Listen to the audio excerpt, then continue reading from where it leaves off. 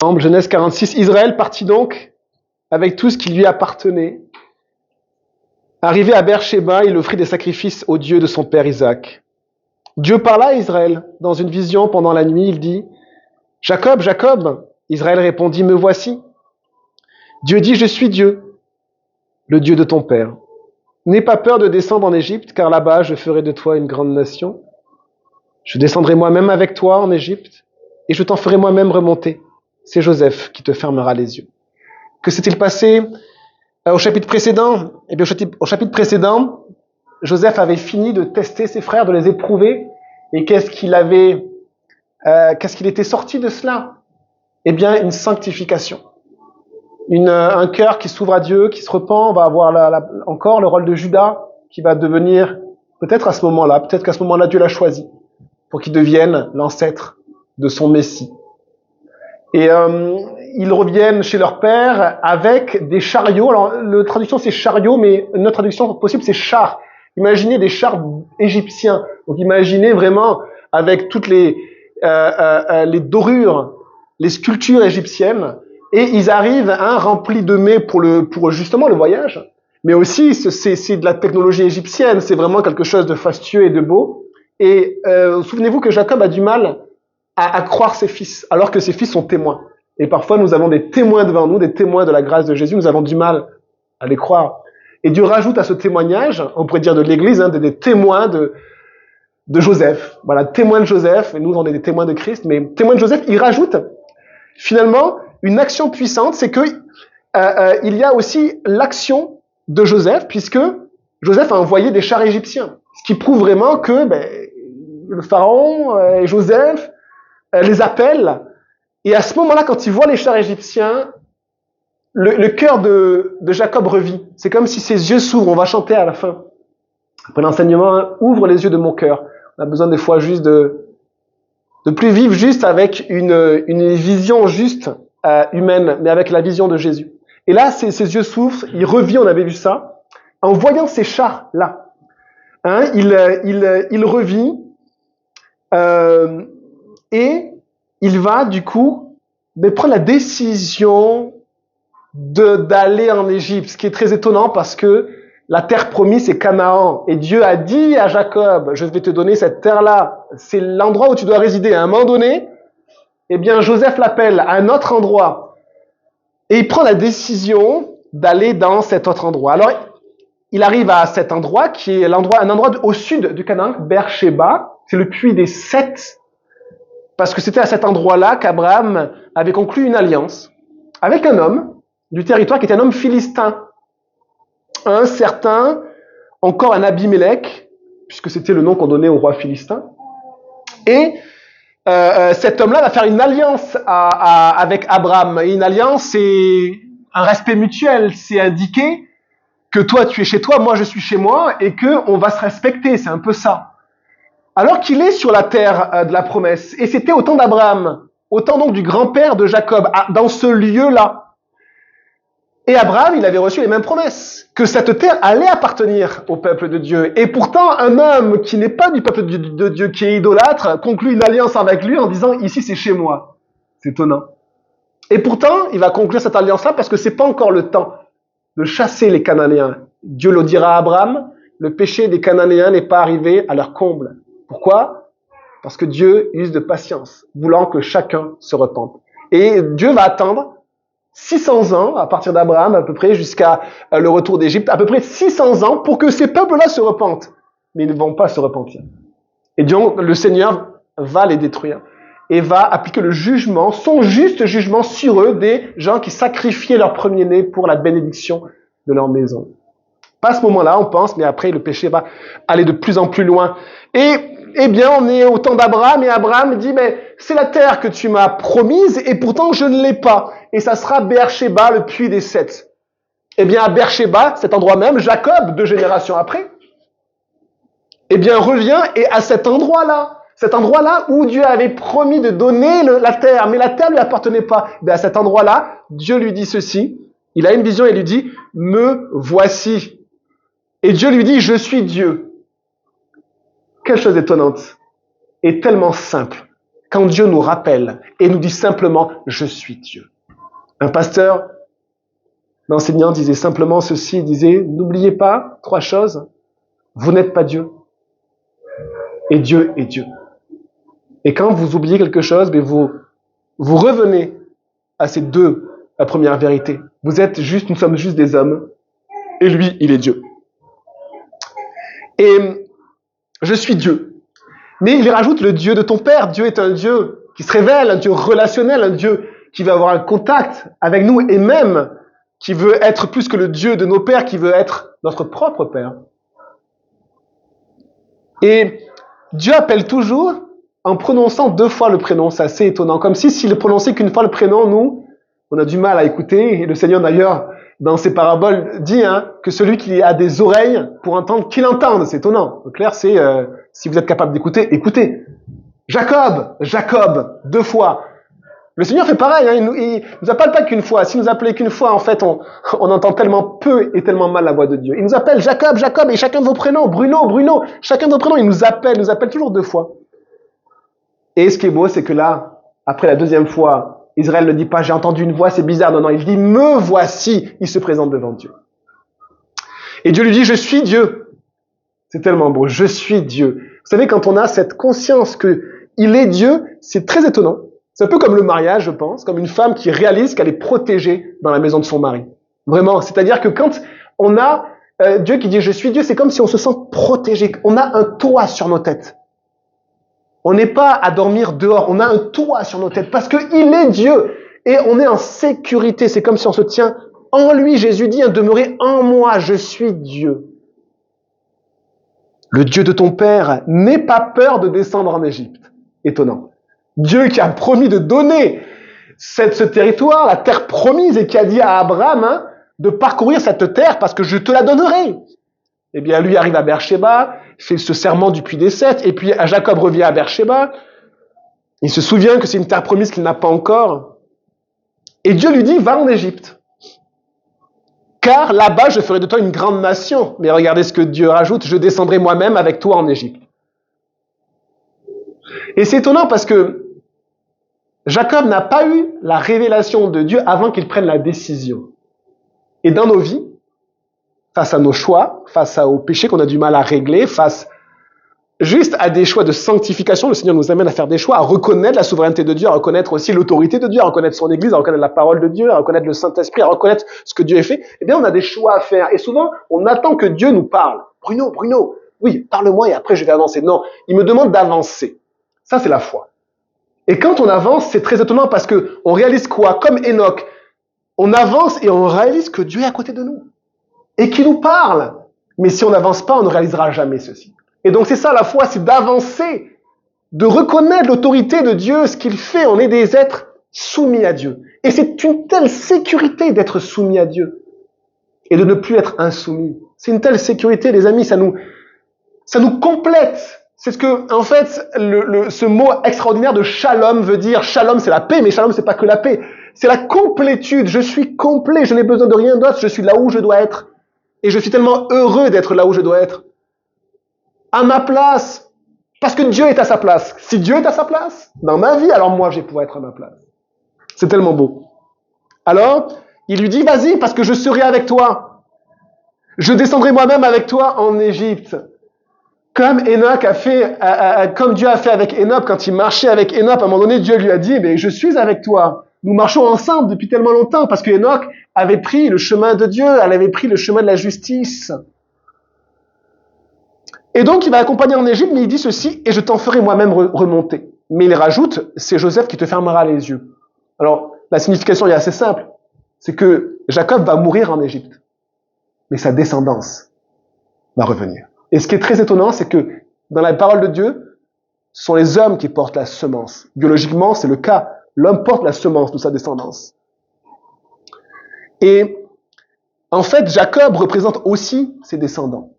Et quand on fait un arbre généalogique, on met au niveau du tronc les ancêtres, l'arrière-arrière-grand-père, l'arrière-arrière-grand-mère, et après, de ce tronc sont issues toutes les branches.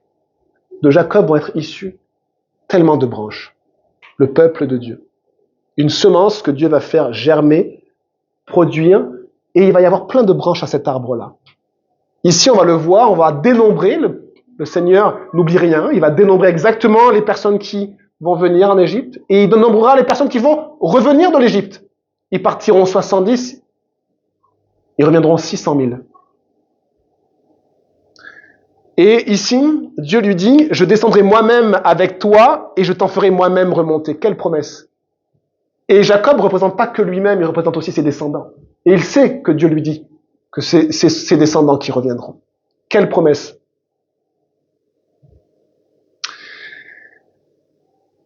Quand Abraham a fait le serment avec Abimelech dans ce lieu-ci, après il a planté des tamarisques, on le lit dans Genèse 21, 33. Des tamarisques, ce sont comme des chênes qui ont une grande longévité. Je ne sais pas si vous avez vu des cèdres ou des chênes.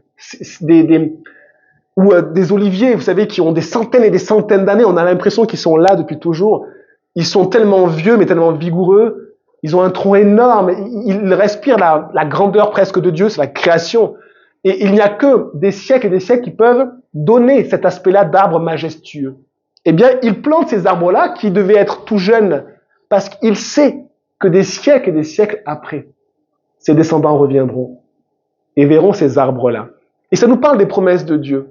Ça nous parle que même si nous ne voyons pas les promesses de Dieu sont intactes, elles sont véritables et elles s'accompliront certainement. Elles s'accompliront certainement. Et il plante des tamarisques à cet endroit-là. Mais plus que cela, il invoque le nom de Dieu et il est dit dans Genèse 21, 33, il est dit, Abraham planta des tamarisques à Beer-Sheba et il invoqua le nom de l'Éternel, le Dieu de l'éternité. Sa parole aussi a en substance la nature même de Dieu. Dieu est saint, la parole de Dieu est sainte, mais Dieu aussi est éternel. Rien ne peut le détruire. Rien ne peut l'ébranler, rien ne peut secouer Dieu. Rien. Et il y a la même chose dans la parole qui sort de la bouche de Dieu. Jésus dit lui-même, le ciel et la terre passeront. Les montagnes vont à un moment donné fondre, mais mes paroles ne passeront pas. Le Dieu d'éternité. Et alors cet endroit va être témoin de cela, et le Seigneur nous dit ceci dans 2 Pierre 3,9, le Seigneur ne tarde pas dans l'accomplissement de la promesse. C'est étonnant, il ne tarde pas, et 600 ans après, il y aura l'accomplissement. Mais il ne tarde pas. 600 ans. Qu'est-ce que c'est? Au regard de Dieu, un jour sont comme 1000 ans. C'est quoi? C'est une matinée pour Dieu, 600 ans.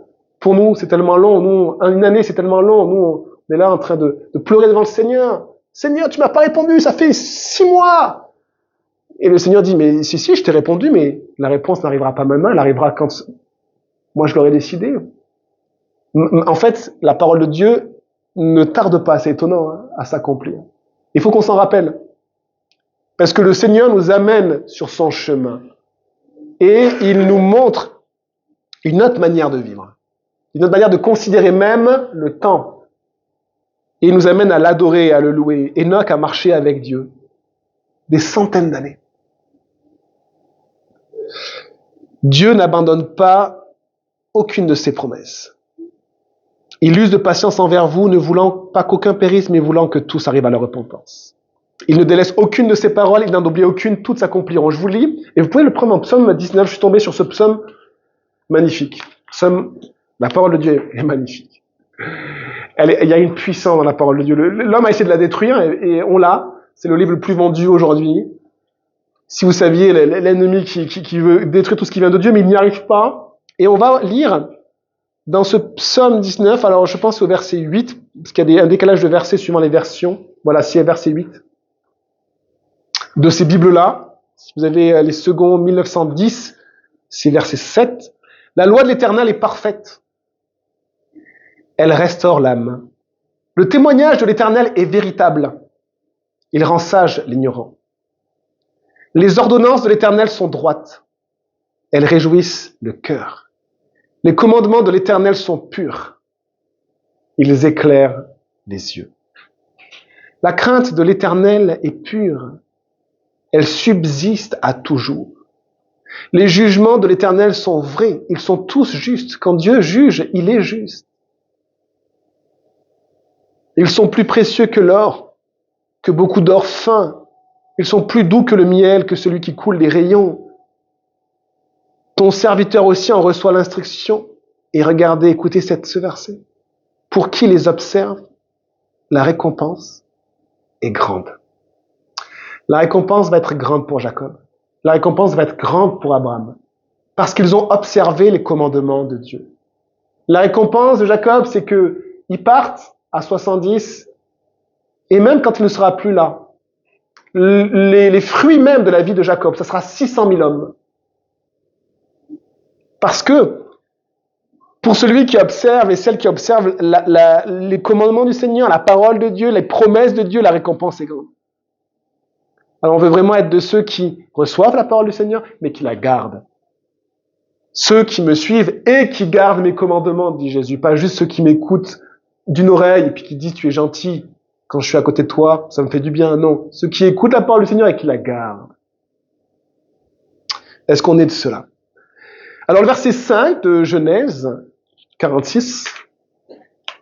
Eh bien Jacob quitta Beersheba après cette promesse incroyable. Il va quitter pour lui à tout jamais la terre promise, mais en fait c'est pas vrai, il reviendra, mais au travers de ses descendants. Et c'est cela, il a reçu cette promesse-là, et donc il peut partir, mais vraiment avec ces certitudes de la parole de Dieu.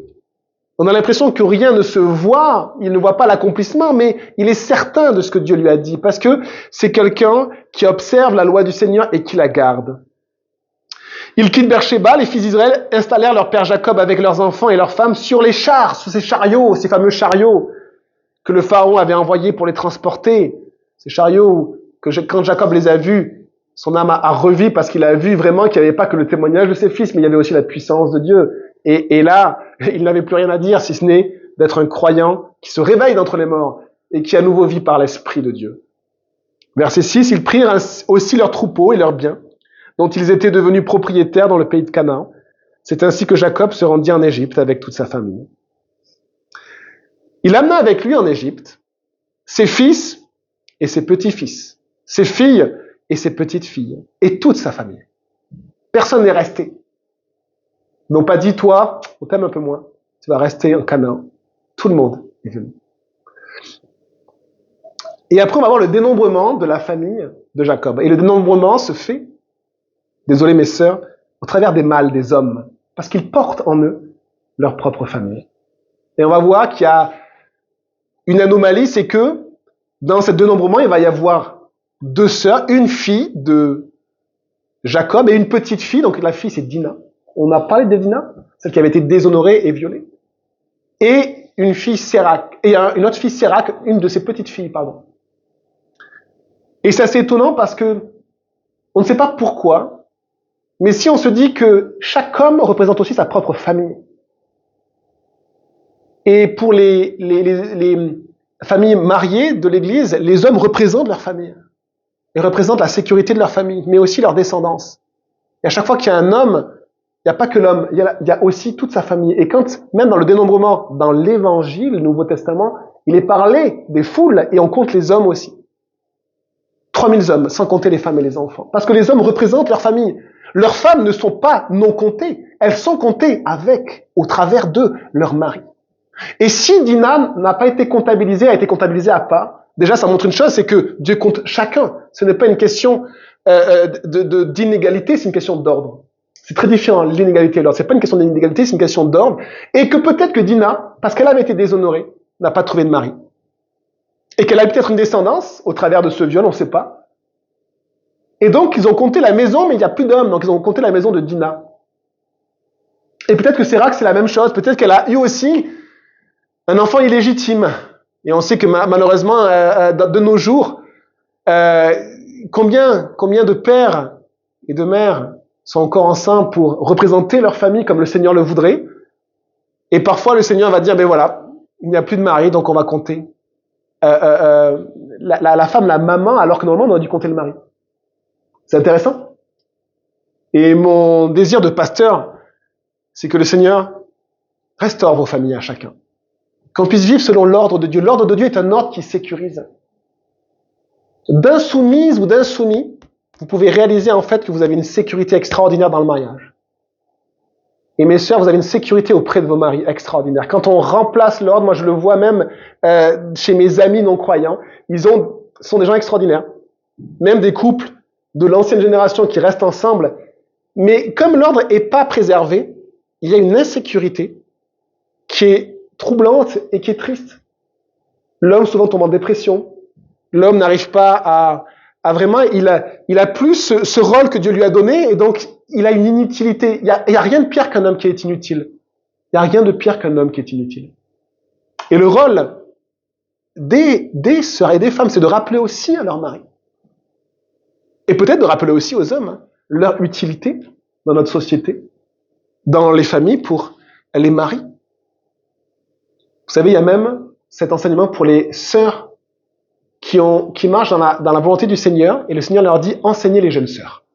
C'est votre rôle d'enseigner les jeunes sœurs. D'enseigner les jeunes sœurs dans la parole de Dieu. De leur montrer le paradigme, la manière de concevoir le monde, mais au travers de la parole de Dieu et pas au travers de la société. Une société qui n'a plus ses hommes, les amis. C'est une société qui s'écroule. Une société qui n'a plus ses hommes, c'est une société qui s'écroule. Et c'est juste triste de voir que le féminisme apporte une inégalité terrible. Une inégalité. Parce que quand on voit une femme mariée qui réalise le plan de Dieu, c'est une femme apaisée, qui est même bien dans sa peau, qui se trouve belle, qui sait en fait que le Seigneur l'épanouit. Et l'influence d'une femme comme ça est extraordinaire, les amis. C'est très, parce que nous, on réfléchit toujours à l'inégalité, c'est le Satan qui nous dit, ah, regardez, c'est inégal, c'est inégal. Non, c'est l'ordre de Dieu. Et je vais vous dire simplement les paroles je pense qu'il était croyant, je ne sais pas si c'est Eisenhower, si c'est Franklin, c'est un des présidents américains, peut-être chrétiens. Il y a eu plusieurs présidents chrétiens américains. On attend les nôtres en France. Et ce président a dit, si tu veux enseigner que des personnes, enseigne les hommes. Si tu veux enseigner la nation, enseigne les femmes. L'influence d'une femme apaisée, et désolé les sœurs soumises, c'est pas une inégalité, c'est de réaliser que vous êtes protégés dans un ordre de Dieu. C'est extraordinaire. C'est extraordinaire. C'est beau. C'est juste beau.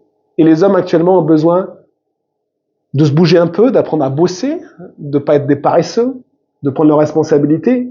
Mais ils ont besoin aussi que les sœurs, peut-être, leur laissent la place des fois. Et leur montrent qu'ils ont un rôle à jouer. Alors, on va passer au travers de ce dénombrement, c'est assez étonnant, 70 personnes, on y va ensemble. 70 personnes, donc on y va. Voici le nom des descendants, verset 8, d'Israël qui vint en Égypte. Il y avait Jacob et ses fils. Alors, ils vont compter Jacob, les fils de Jacob, les petits-fils de Jacob. Et là, on n'a pas d'autre génération pour l'instant, au moment où il part en Égypte. Mais on va compter tout le monde. Par contre, on ne va pas compter les filles et les petites filles parce qu'elles sont comptabilisées dans les familles de leur père. Et quand elles vont se marier, elles vont être comptabilisées dans la famille de leur mari. Et donc on regarde, fils aîné de Jacob, Ruben. Fils de Ruben, Enoch, Palu, Etzron, Carmi. Fils de Siméon, donc là on est au deuxième fils de Jacob, Jemuel, Jamin, Ohad, Jakin, Sochar, ainsi que Saül, le fils de la Cananéenne. Il y a un fils illégitime ici, un fils même qui est comptabilisé. Fils de Lévi, troisième enfant de Jacob, Gershom, qui veut dire étranger là. Gehat, Merari. Fils de Judas, le quatrième fils de Jacob, et en fait là ce sont toutes les fils de Léa, première femme de Jacob, Er, Onan, Shelah, Peretz, Zérak. Mais souvenez-vous, cependant Er et Onan moururent dans le pays de Canaan. C'était des hommes méchants. Et Dieu les a fait mourir. D'une juste justice. Et quand le méchant meurt, des fois il y a un apaisement. Il y a un apaisement. Quand un méchant meurt, il y a un apaisement parce que sa méchanceté n'est plus appliquée sur la terre. Les fils de Peretz furent Etzron et Hamul, je ne sais pas comment le prononcer, fils d'Issachar, cinquième. Tola, Puva, Job, Shimron. C'est pas le Job du livre de Job, c'est notre Job. Fils de Zabulon, sixième. Séred, Elon, et l'homme, Jaléel. Voilà, verset 15, quels étaient les descendants que Léa avait donnés à Jacob, à Padan Aram, en plus de sa fille Dina. Il rajoute Dina, il compte Dina, parce que peut-être que Dina n'était pas mariée et qu'elle avait un enfant, et donc il compte la branche de Dina.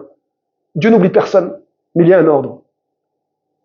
Ses descendants et descendantes étaient 33 au total. Alors moi je suis prof de maths, donc j'ai compté, et vraiment le dénombrement biblique est un peu compliqué.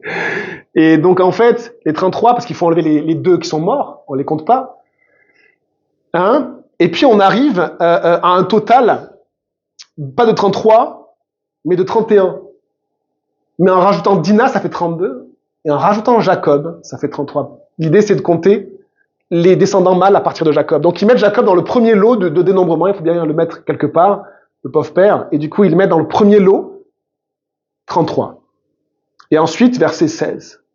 Fils de Gad. Et donc là, on passe à une autre maman, ce qui est anormal. On va voir que le peuple de Dieu est tellement imparfait, mais tellement plein de péchés. C'est du péché. À chaque fois qu'on passe à une autre femme, dites-vous, Jacob a péché.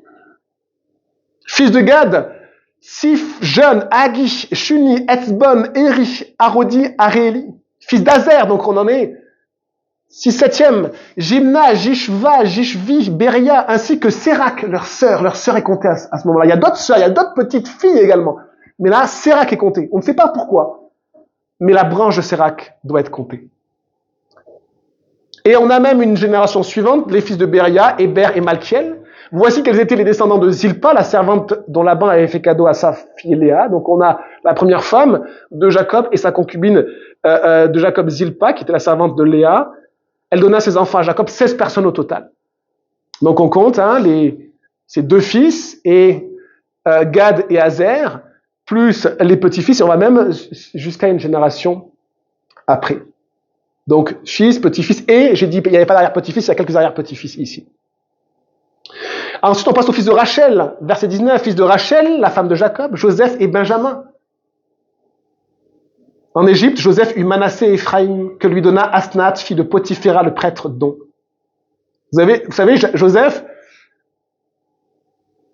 il n'a pas répandu sa semence à droite à gauche, il a attendu d'être fidèle, et il a été marié quand il a été marié, il a eu des enfants quand elle a été mariée.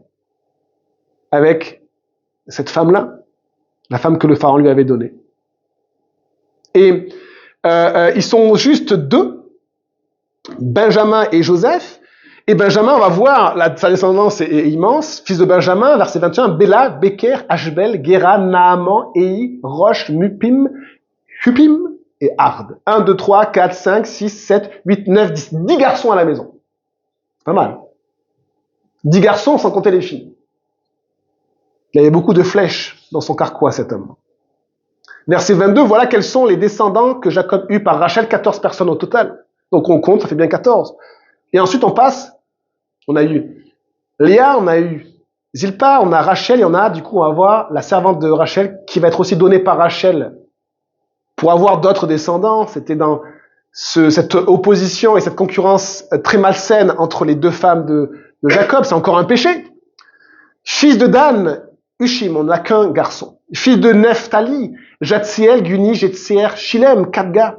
Voici quels sont les descendants de Bila. Et à chaque fois qu'on prononce un homme, on prononce en fait toute sa famille qui suivra. La servante dont Laban avait fait cadeau à sa fille Rachel, elle donna ses enfants à Jacob, 7 personnes au total. Le nombre total des personnes qui accompagnaient Jacob en Égypte et qui étaient issues de lui était de 66, sans compter les femmes des fils de Jacob, les 4 femmes. Et là, on a compté que les hommes plus Dina plus Sérac. Et donc, on obtient du coup ces 66. Hein? Mais si on compte tout le monde, de tout ce qu'on vient de citer, en fait, on n'obtient pas 66, on en obtient 70. Pourquoi? Parce que il est dit, ceux qui accompagnèrent Jacob en Égypte. Mais Joseph est déjà en Égypte. Donc dans les 70, on enlève. Ses 2 fils sont aussi en Égypte et on les enlève. Hein? Et il faut également enlever Jacob, puisque là, il est parlé de ceux qui accompagnent Jacob. Donc il y a 66 personnes qui accompagnent Jacob, qui sont représentées, les gars, les mâles de sa descendance, plus Dina et Zérak, ça fait 66. Et plus Jacob, Joseph et ses 2 fils, ça fera 70. Et alors, au verset 7, on avait vu qu'il y a là aussi des fils et des filles et des petites filles, puisque on avait lu qu'il avait aussi ses filles et ses petites filles. On a 70 personnes qui sont nommées, qui accompagnent Joseph. 66, c'est pas trop un chiffre qu'on aime bien, puisque pour nous, le 6, on l'aime pas trop. Et pourtant, il y en a 66, qui est pas du tout une représentation qui est négative. Et ce qui est intéressant, c'est que dans notre Bible, on a aussi 66 livres. Alors, dans le découpage actuel, mais Dieu connaît tout. C'est assez étonnant, parce que 66, à chaque fois, je me suis dit, s'il pouvait y en avoir 77, ça serait mieux quand même. Pourquoi 66? Et pourtant, c'est le même nombre de descendants, on ne sait pas pourquoi. Et rappelez-vous que chaque personne citée, c'est une branche. D'où sera issue une multitude de branches. Et ça fait vraiment penser à la semence de Dieu. Et là, le Seigneur nous dit que la parole de Dieu, c'est une semence incorruptible. Et de ces 66 branches qu'il y a, le nombre de branches que cette semence a suscité et a formé, et on se retrouvera au ciel avec tous ces fruits de cette semence. Et les fruits de cette semence, c'est tout le peuple de Dieu. Au début, le peuple issu de Jacob, et après tous ceux qui auront mis leur foi dans le Messie. Et la parole de Dieu nous dit qu'on sera des personnes de toute langue, de toute nation. Et on va peut-être comptabiliser tous ceux qui sont venus au Seigneur par rapport peut-être au livre qui les a touchés. Je sais pas du tout, mais c'est peut-être une affabulation, mais c'est intéressant parce que des personnes sont venues au Seigneur au travers de chacun des livres de la Bible. C'est incroyable. Il y en a qui ont lu Job et qui ont été capables de se repentir en lisant Job. Mais qui se repent en lisant Job? Il y en a qui se sont repentis en lisant les Proverbes. On avait dans l'église de Romorantin un homme qui m'a dit, moi j'ai lu les Proverbes. Et j'ai lu, mon fils, retient l'instruction de son père. Et quand il lisait mon fils, Dieu lui parlait. La parole de Dieu, en fait, elle vient du souffle de Dieu. C'est cette semence incorruptible. Et de ces 66 livres, viennent en fait des fruits dans toute l'humanité que Dieu prend pour lui-même. Chacun de ces livres aura amené une semence incorruptible à Dieu. Alors, il y a une chose qui est assez jolie. Et je vais vous le lire, puis c'est un commentaire. Je lis rarement des commentaires, mais je vous lis rarement des commentaires. Quand on étudie la parole de Dieu, il est bon de faire référence aux commentaires, même si la parole de Dieu prime. Mais ici, je vous lis un commentaire qui est intéressant. Donc, cette grande famille, donc un commentaire de David Guzik, un pasteur, et qui est devenu aussi un docteur. Cette grande famille allait devenir une nation de peut-être plus de 2 millions d'habitants. Pourquoi? Parce qu'on lit, en fait, quand ils reviennent d'Égypte, ils sont 600 000 hommes, et donc on peut penser 2 millions de personnes au total. Au cours des 400 années suivantes. Comme beaucoup de grandes œuvres de Dieu, Israël, donc c'est le peuple d'Israël, a connu des débuts très lents. À partir du moment où Dieu a appelé Abraham, il a fallu au moins 25 ans pour ajouter un fils, Isaac. Et donc il y avait qu'Abraham comme représentant homme, et puis il n'y a eu que Isaac. C'est tout. C'est tout, après 25 ans. Bon. Et puis après, il a fallu attendre 60 années à Isaac, parce qu'il s'est marié vers 40 ans ou plus, je sais plus, 40 ans je crois, je sais plus, pour ajouter un autre fils d'Israël, Jacob. 40 ans supplémentaires, juste un autre fils, l'autre, il a choisi un autre chemin. Et donc il n'est pas comptabilisé. Vous avez vu comment c'est solennel de réaliser que dans cet arbre-là qui pousse, l'arbre de la foi, certaines branches, en fait, ont quitté le tronc. Et du coup, elles ont séché. Et on prie pour nos enfants, pour que ce soit des branches vraiment qui puissent aussi former une nouvelle branche de cet arbre magnifique qui fait partie des fruits de la semence de Dieu. Et ensuite, il a fallu 50 à 60 ans à Jacob pour ajouter 12 fils et une fille. L'œuvre de Dieu est lente. Et nous, on le voit dans l'église, des fois, on se dit quand même, c'est lent. Ça fait 10 ans que l'église est là, on se dit, waouh, on aimerait déjà être plusieurs centaines, c'est le Seigneur qui choisit. Mais je crois vraiment qu'il y a un encouragement extraordinaire. C'est que quand on veut marcher sur le chemin de la justice, le chemin de Dieu, ce que l'on fait dans sa vie a des répercussions qui sont immenses et même si on ne les voit pas. C'est exactement ce qu'on est en train de lire. Jacob ne voit pas les répercussions, sa descendance, il ne voit pas les 600 000. Il a que ses 12 fils et des 12 fils quand même. Il y en a 11 parmi les 12. Il faut aller les supporter, bien imparfaits. Joseph aussi, mais Joseph a vraiment s'est donné entièrement à Dieu. Et donc, une famille tellement imparfaite, mais pour ceux qui veulent vraiment marcher dans la parole de Dieu, il y a des promesses extraordinaires. Parce que je finis le commentaire. Mais en 430 ans, donc on a eu 25 ans pour le premier fils Isaac, 60 ans pour Jacob, 50 à 60 ans pour les 12 fils de Jacob, donc les 12 tribus d'Israël. Ça fait à peu près 200 ans Et vous savez, vous avez des missionnaires qui sont allés dans des pays pour apporter la parole de Dieu. Ils ont marché dans la justice. Ils n'ont vu aucun fruit de leur travail. Ils sont morts comme est mort Abraham. Ils sont morts comme est mort Isaac. Ils n'avaient quasiment rien. Et en fait, leur travail a été une semence qui souvent, la génération d'après ou 2 générations après, ont produit parfois des fruits extraordinaires. Et des gens qui n'avaient pas semé sont arrivés et ont vu se multiplier des églises. Des gens qui se repentaient au Seigneur. Pourquoi ? Parce que des gens avaient marché dans la justice de Dieu. Donc, ce n'est pas les fruits et la quantité de fruits que l'on veut voir, c'est marcher dans le chemin de Dieu, parce que Dieu produit. Et il produira. Dieu est un Dieu extraordinaire. Il faut que ça nous encourage. On ne travaille pas que pour nous, on travaille vraiment pour le chemin de Dieu. C'est incroyable ce que Dieu montre ici. Il a fallu 215 ans à cette famille pour passer de 1 à 70. Mais en 430 ans supplémentaires, elle a atteint 2 millions de personnes. 2 millions de personnes. Combien de croyants sont dans le monde? Combien Jésus avait de disciples? 12. Et parmi les 12, il y en a un qui l'a renié. Et à un moment donné de sa vie, on parle du Fils de Dieu qui est béni éternellement. On parle de Dieu lui-même venu en chair. On parle de la parole sainte de Dieu de Jésus-Christ, d'accord? Jésus-Christ qui prêchait, qui faisait des miracles. Tout le monde l'a abandonné à un moment donné. Il ne restait que 12 personnes. Il a même dit, est-ce que vous aussi vous voulez m'abandonner? Est-ce que vous voulez aussi m'abandonner? Vous êtes 12 là, je vais te compter, c'est marrant. Et en fait, c'est étonnant parce que, est-ce que Jésus a arrêté? Est-ce que Jésus a arrêté de proclamer? Non, parce qu'il était sur le chemin de Dieu, il faisait la volonté de Dieu. C'est ce qui compte, les amis, faire la volonté de Dieu. C'est une puissance extraordinaire. On ne travaille pas pour voir des fruits et avoir du succès. On travaille simplement pour Jésus. On veut servir Jésus. On veut adorer Jésus. Et si jamais il nous donnera une couronne dans le ciel, on va pas vouloir être comme Saül et être couronné. On va vouloir enlever notre couronne parce qu'on va pas être digne de porter quoi que ce soit sur notre tête et on va la porter au pied de Jésus. On va la porter au pied de Jésus. Et donc c'est tellement encourageant de voir, d'avoir cette vision chrétienne biblique de l'œuvre de Dieu sur cette terre. Vous êtes tous importants et si vous marchez dans le chemin de la justice, vous avez un impact dans ce monde extraordinaire même si vous ne voyez rien. Mais sanctifiez vos cœurs. Prenez des décisions pour le Seigneur. Comme Jacob a pris la décision de croire ce qu'on lui disait de Joseph. Et parce qu'il a cru, qu'il a avancé, il a eu cette révélation, il a réalisé que Dieu était à ses côtés. Est-ce que Dieu est à vos côtés? Ou est-ce que vous avez pris un chemin de traverse, sinueux? On l'étudie dans Samuel. Cyclade, c'est le chemin sinueux. On a parfois des épisodes de nos vies où on a des moments où on est sur des chemins sinueux. Alors, est-ce que la famille, cette famille qu'on vient de citer, est-ce que c'est une famille parfaite? Vous avez vu comment la parole de Dieu n'enlève aucun péché à cette famille, elle les a tous cités.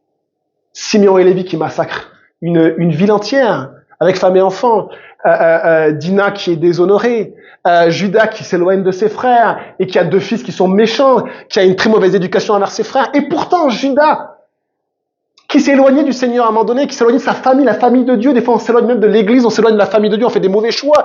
Eh bien, même Judas est revenu sur le chemin de la justice. On peut toujours revenir sur le chemin de la justice. C'est extraordinaire. Il y a restauration et grâce toujours auprès du trône de Jésus. Toujours, toujours, toujours, jusqu'à notre dernier souffle. Ce sont les vivants qui te loueront, dit David et les psalmistes. Tant qu'on est vivant, il y a grâce. Il y a grâce auprès de Dieu. Alors, verset 28, on va voir que Dieu est un Dieu qui nous sanctifie comme il a sanctifié la famille de Jacob. Jacob envoya Judas vers Joseph avant lui pour qu'il lui prépare la voie en Goshen. Et ils arrivèrent dans la région de Goshen. Alors, Goshen, c'est assez joli, ça veut dire lieu du soleil, terre de force, terre herbeuse. C'est vraiment un lieu super pour des éleveurs, vraiment super, magnifique. Mais regardez, il envoie Judas, mais qui était l'aîné? On vient de le lire, fils de Léa, qui était l'aîné, on a dit l'aîné d'eux, vous vous en souvenez ou pas? Ruben. C'est Ruben l'aîné, et pourtant il envoie Judas, parce que Ruben avait perdu sa place d'aîné. Il avait laissé ses frères vendre leur propre frère Joseph. Il avait après été disqualifié parce qu'il avait couché avec une des concubines de son père. Il avait souillé le lit, même paternel. Et pourtant, on pourrait se dire, est-ce que Judas a fait mieux? Est-ce que Judas a fait mieux? Il a pris des femmes cananéennes, il a eu des fils mauvais. Mais qu'est-ce que Judas a fait? Il est revenu sur le sentier de la justice. Et Judas il n'était pas parfait, il s'est éloigné de Dieu. Mais il va intercéder devant son père pour qu'il puisse faire la bonne chose et laisser Benjamin partir pour nourrir toute sa famille. C'est un homme qui est capable de dire la vérité. On le voit après. Après cet épisode qui est vraiment négatif, c'est un homme qui va s'engager personnellement pour la vérité, même au prix de sa vie. Et c'est un homme qui va servir sa famille, servir ses frères, qui va prendre des responsabilités et aussi qui va être dans l'insécurité pour ses frères, qui va vraiment prendre des risques pour ses frères. Il sert ses frères, sa famille. Quand je dis ses frères, c'est ses frères, ses sœurs, ses neveux, ses nièces, ses enfants, ses fils et ses filles, ses propres sœurs. Et c'est quelqu'un qui va être à un moment donné capable de donner sa vie, de sacrifier sa vie. Il va dire à Joseph, prends ma vie. Je suis esclave, mais relâche Benjamin. Voilà pourquoi Judas est devenu l'aîné. Voilà pourquoi Dieu l'a élevé. Pas parce qu'il était meilleur que les autres, parce qu'il a choisi le chemin de la justice. Le Seigneur nous dit ceci, il abaisse les orgueils, il élève les humbles. Et les humbles, c'est ceux qui se repentent devant le Seigneur de leur méchanceté, de leur péché. Et qui choisissent le chemin exclusif de la justice. Pas un peu et avec ce que je veux, mais vraiment Dieu totalement. Regardez ce que Dieu fait avec Judas et que ça vous encourage. Il est le père de Jésus-Christ. Le père dans le sens de l'ancêtre.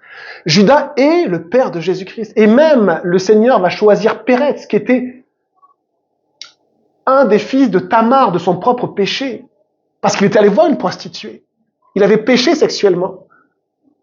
Eh bien, Dieu va restaurer.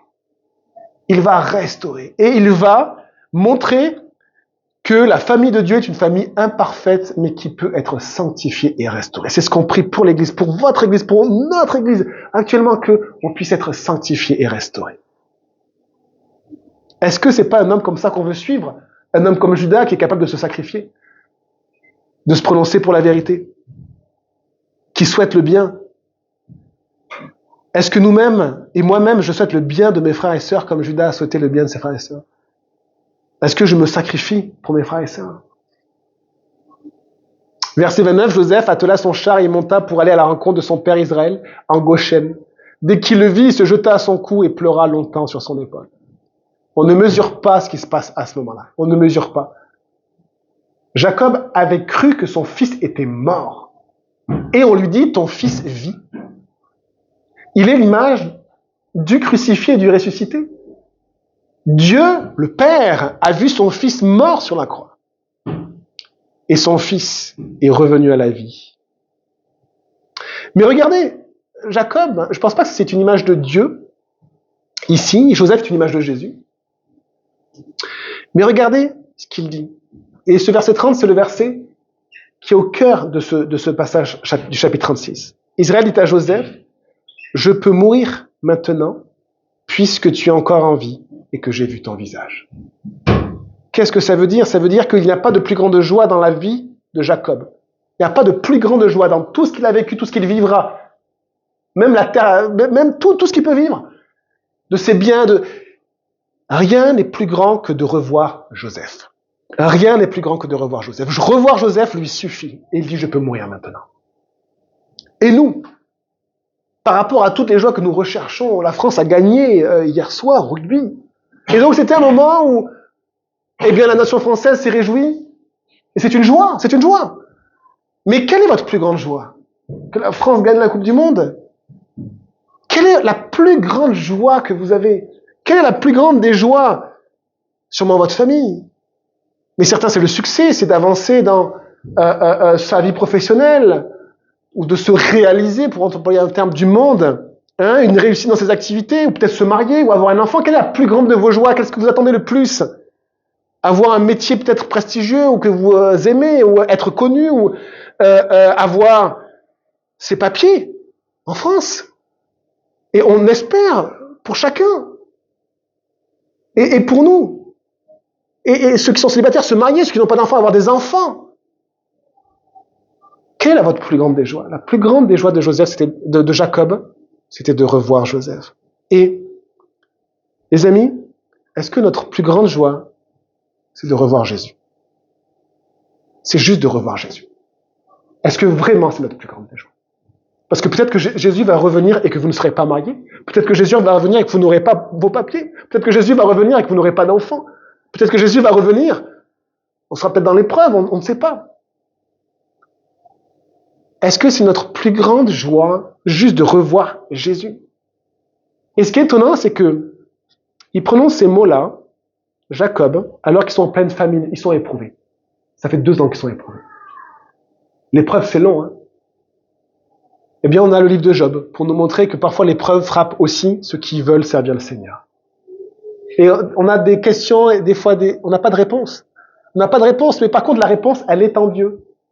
Dieu a la réponse sur la question du mal. Dieu a la réponse sur la question de l'épreuve. Et on peut aller auprès de celui qui a la réponse. Mais il y a aussi une autre réponse chrétienne. C'est qu'au travers des épreuves, quelle que soit la raison, même si on ne la comprend pas, Dieu nous sanctifie au travers. Il nous sanctifie. C'est pas la tentation. La tentation, c'est mon péché. Je pêche. C'est pas ça l'épreuve. Hein. Ça, c'est la tentation. L'épreuve que je ne choisis pas et qui m'arrive. Ils sont en pleine famine. Et je pense que c'est peut-être aussi une prophétie de ce que Dieu va faire avec son Église, parce que, verset 31, Joseph dit à ses frères et à la famille de son père, « Je vais avertir le Pharaon et je lui dirai, mes frères et la famille de mon père qui étaient dans le pays de Canaan sont venus vers moi. » Ça veut dire quoi? Ça veut dire qu'il y a la famine et que Joseph prend tout le peuple de Dieu pour le mettre à l'écart de ce jugement et de cette épreuve terrible qui est 7 ans de famine. Et un jour, le Seigneur fera la même chose avec son Église. L'Église est éprouvée, mais il y aura une épreuve qui va durer 7 ans, comme une famine. On pense que cette famine était mondiale actuellement, puisque tous les peuples venaient en Égypte. Donc il y a eu 7 ans d'épreuve mondiale. Et pendant ces 7 années-là, Joseph, qui représente Jésus, va mettre à l'écart, il va protéger le peuple de Dieu. Et le Seigneur fera ça un jour. Pour les 7 années qui arrivent, il y aura cette année de grandes épreuves sur toute la terre que la parole de Dieu appelle les grandes tribulations. Et le Seigneur a projeté de prélever et de protéger, de préserver de la colère, nous dit la parole de Dieu, de préserver du jugement de Dieu, de ce jugement de 7 ans, son peuple. Mais ça ne va pas dire qu'on ne sera pas éprouvé. Ça ne veut pas dire qu'on ne vivra pas des épreuves très dures, parce que ça faisait 2 ans qu'ils étaient éprouvés déjà. Mais il y a ce côté d'être préservé de la colère de Dieu. De Pierre 2,9 nous dit, le Seigneur s'est délivré de l'épreuve les hommes pieux et réservé les injustes pour être punis au jour du jugement. Le jour du jugement n'est pas réservé pour l'Église. Et d'ailleurs, 1 Thessaloniciens 5 nous dit ceci, et je vous le lis. 1 Thessaloniciens nous dit, prenez-le avec moi, excusez-moi, prenez-le, 1 Thessaloniciens 5. On a bientôt fini l'enseignement. 1 Thessaloniciens chapitre 5.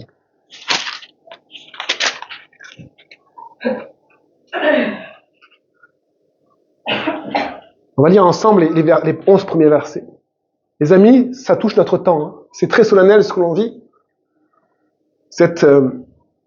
Comme moi, à l'écoute du Seigneur, en ce qui concerne les temps, page 778, en ce qui concerne les temps et les moments, vous n'avez pas besoin, frères et sœurs, qu'on vous écrive à ce sujet. En effet, vous savez bien vous-même que le jour du Seigneur viendra comme un voleur dans la nuit. Quand les hommes diront paix et sécurité, alors une ruine soudaine fondra sur eux, comme les douleurs sur la femme enceinte. Ils n'y échapperont pas. Mais vous, frères et sœurs, vous n'êtes pas dans les ténèbres pour que ce jour vous surprenne comme un voleur. Vous êtes tous des enfants de la lumière et des enfants du jour. Nous ne sommes pas de la nuit ni des ténèbres.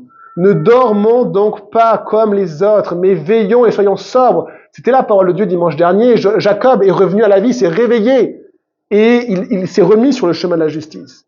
Judas également. En effet, ceux qui dorment, dorment la nuit, et ceux qui s'enivrent la nuit. Mais nous qui sommes du jour, soyons sobres. Enfilons la cuirasse de la foi et de l'amour. Ayons pour casque l'espérance du salut, l'espérance, les promesses de Dieu, qui est le salut en Jésus-Christ pour l'éternité. En effet, Dieu ne nous a pas destinés à la colère. Dieu ne nous a pas destinés au jugement dernier, mais à la possession du salut par notre Seigneur Jésus-Christ, qui est mort pour nous, afin que, soit que nous veillions, soit que nous dormions, nous vivions ensemble avec lui. Il parle de ceux qui vont être pris et qui veillent comme les jeunes filles sages avec l'huile qu'elles avaient dans les lampes, ou que nous dormions, c'est-à-dire ceux qui sont déjà partis, qui sont avec le Seigneur. On pense à notre sœur Nicole, à tous ceux que vous avez aimés et qui sont des enfants de Dieu. C'est pourquoi encouragez-vous les uns les autres et édifiez-vous mutuellement, comme vous le faites déjà. Le Seigneur se prépare à enlever son Église pour la préserver de la colère, de la grande famine qui arrive et qui va ravager la terre pendant 7 ans. Ça se prépare. On ne sait pas quand est-ce que ça va arriver. Mais cela ne veut pas dire que nous n'allons pas passer par l'épreuve. Et si les frères de Joseph sont passés par l'épreuve, 2 années de famine, plus cette épreuve devant Joseph qui était horrible, de devoir avoir tous leurs péchés qui étaient devant eux, de devoir avoir un cœur droit pour subsister. Si nous passons par l'épreuve, il y a une raison vraiment, c'est pour nous préparer à sa rencontre. Joseph s'est révélé à ses frères après qu'ils soient passés par l'épreuve et qu'ils aient été sanctifiés. Et le Seigneur nous prépare à le revoir, parfois au travers de l'épreuve. Il prépare le jour de la rencontre. Et est-ce que nous nous laissons préparer pour le jour de la rencontre? Est-ce que ce que nous attendons le plus, et réellement le plus, c'est comme Jacob, c'est de voir Jésus. Juste voir Jésus. Il dit ceci, je peux mourir maintenant parce que tu es vivant et que je t'ai revu. Et c'est ce que nous attendons, c'est de revoir Jésus. Juste revoir Jésus. Et vous savez les amis, ça nous garde de tout, cette espérance. On voit qu'il y a eu le Covid sur toute la Terre, on voit qu'il y a la guerre en Europe, on voit qu'il y a une instabilité politique qui n'a jamais été aussi grande, on voit que nos pays occidentaux et orgueilleux sont ruinés. On est ruinés. On voit tout ça et on voit les agissements de l'ennemi, on voit beaucoup de prétendants à l'antéchrist, il y en a pas mal. Moi je vois une liste là devant le diable, il dit moi je veux bien être l'antéchrist, il y en a plein. Et du coup, on peut passer notre vie à regarder ce qui se passe et dire ça c'est le méchant, ça c'est... Non, est-ce que notre désir le plus fort, c'est de revoir Jésus? C'est tout. Le reste, ça regarde ce qui doit se passer. Tout est sous la main de Dieu, même le Léviathan est sous la main de Dieu. Il se passera ce qui devra se passer. Est-ce que mon désir le plus fort, c'est de revoir Jésus? Alors, on lit le dernier passage, verset 32. Voici ce que Joseph dit à ses frères. Je vais avertir le pharaon et je lui dirai, toute ma famille est venue vers moi, et au verset 32, ces hommes sont bergers car ils élèvent du bétail, ils ont amené leurs brebis, leurs bœufs et tout ce qui leur appartient. Quand le pharaon vous appellera et demandera quelle est votre occupation, vous répondrez, tes serviteurs ont élevé du bétail depuis leur jeunesse jusqu'à présent, tout comme leurs ancêtres.